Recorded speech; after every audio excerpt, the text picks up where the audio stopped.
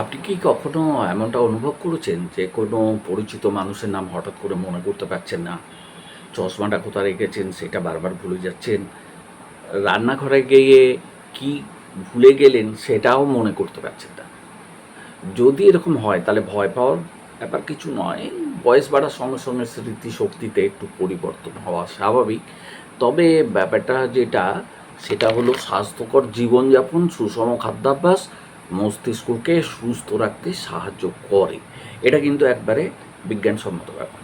আজ আমরা এমন একটা সাধারণ খাবার সম্পর্কে জানবো যেটা গবেষণায় মস্তিষ্কের স্বাস্থ্যের জন্য উপকারী বলে ইঙ্গিত পাওয়া গেছে।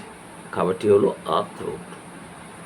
ভিডিওটি শেষ পর্যন্ত দেখুন, কারণ শেষে বলবো প্রতিদিন কতটা আখরোট খাওয়া যুক্তিযুক্ত এবং কারা এটা খাওয়ার ব্যাপারে সতর্ক থাকবেন। আমাদের মস্তিষ্ক সারা জীবন কাজ করে। বয়স বাড়ার সাথে সাথে মস্তিষ্কের কিছু কিছু কোষের কার্যক্ষমতা এমনিতেই কমে যায়।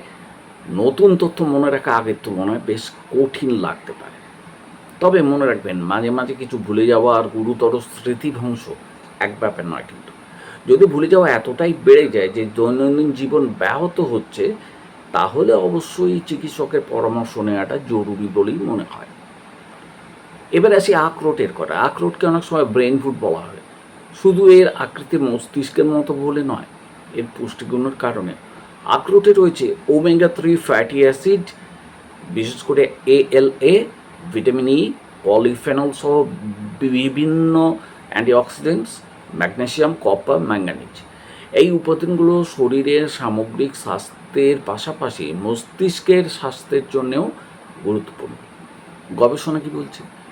গবেষণায় দেখা গেছে যে যারা নিয়মিত বাদাম, বিশেষ করে আখরোট সহ স্বাস্থ্যকর খাদ্যাভ্যাস অনুসরণ করেন, তাদের মধ্যে জ্ঞানীয় ক্ষমতা বা কগনিটিভ ফাংশন তুলনামূলকভাবে ভালো থাকার প্রবণতা দেখা যায়।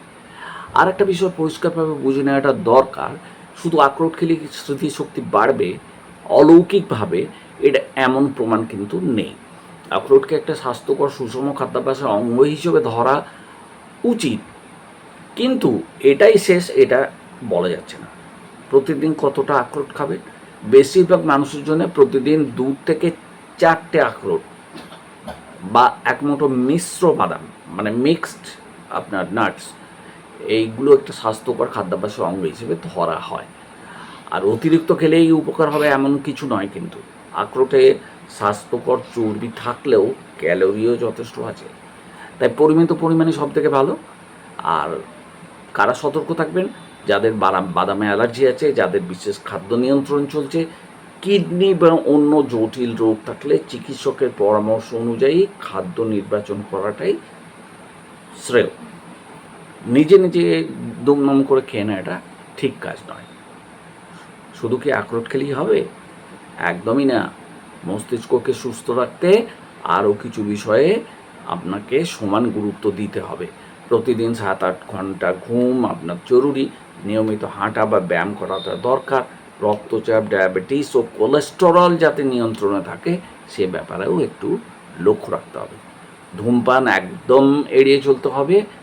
বই পড়া, বিভিন্ন কিছু নতুন নতুন শেখা, ধাঁধার সমাধান করার চেষ্টা করা এবং সোশ্যালি অ্যাক্টিভ থাকা, এই অভ্যাসগুলো একসঙ্গে দীর্ঘমেয়াদে মস্তিষ্কের স্বাস্থ্যে ইতিবাচক ভূমিকা রাখতে পারে বলে জানা গেছে। বিশেষজ্ঞরা এমনই বলছেন।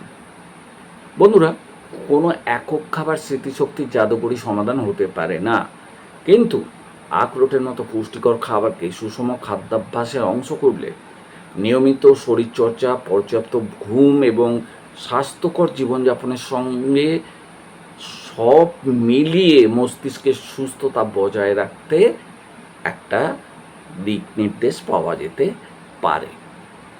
আপনার বয়স যদি 50 থেকে 60-এর বেশি হয়, তাহলে আজ থেকে এই ছোট ছোট স্বাস্থ্যকর অভ্যাসগুলো শুরু করুন। ভবিষ্যতে এর সুফল অবশ্যই পাবে। আর ভিডিওটা যদি ভালো লেগে থাকে তাহলে একটা লাইক করুন, সাবস্ক্রাইব করুন, বেল আইকন প্রেস করুন। কমেন্টে লিখে জানান আপনি কি নিয়মিত আখরোট খান নাকি অন্য কোনো বাদাম বেশি পছন্দ করেন। সুস্থ থাকুন, ভালো থাকুন, দেখা হবে পরের ভিডিওতে। ততক্ষণের জন্য বিদায় নিচ্ছি। ধন্যবাদ আমাদের ভিডিওটা দেখার জন্যে এবং আমাদের চ্যানেলের সাথে যুক্ত থাকার জন্য।